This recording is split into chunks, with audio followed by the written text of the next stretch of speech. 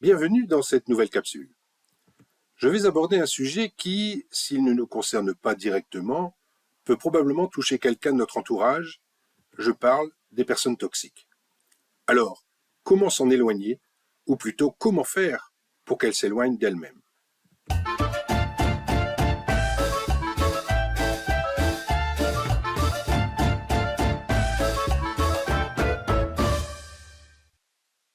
Je pense que nous en connaissons tous au moins une.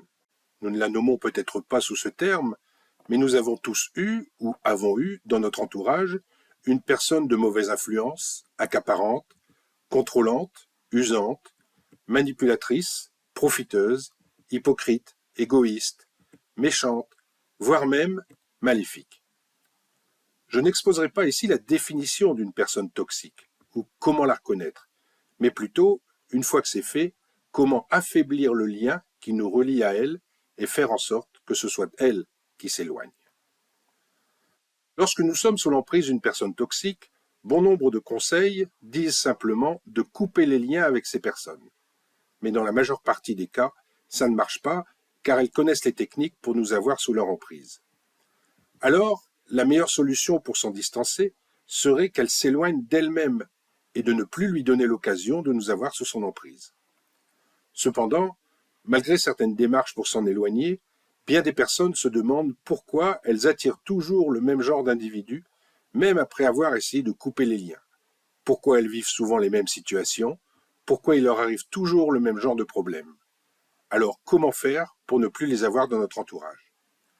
Pour illustrer la démarche, prenons comme exemple les plus petits éléments qui nous composent, les atomes et les molécules. Imaginons une molécule d'eau, dont la formule chimique est bien connue, H2O. Elle se compose donc d'un atome d'oxygène, que nous appellerons ici les bonnes personnes, et de deux atomes d'hydrogène, qui eux représentent des personnes toxiques. Pour former une molécule d'eau, l'atome d'oxygène a impérativement besoin de deux atomes d'hydrogène.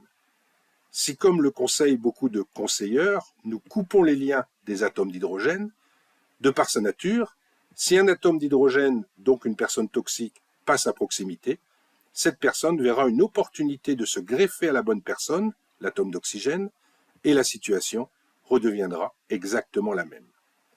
Par contre, si au lieu de couper les liens, nous faisons en sorte que les personnes toxiques s'éloignent d'elles-mêmes, changeons de molécule et devenons un atome de carbone. Le dioxyde de carbone est composé, lui, d'un atome de carbone et de deux atomes d'oxygène, qui représentent, je vous le rappelle, les bonnes personnes.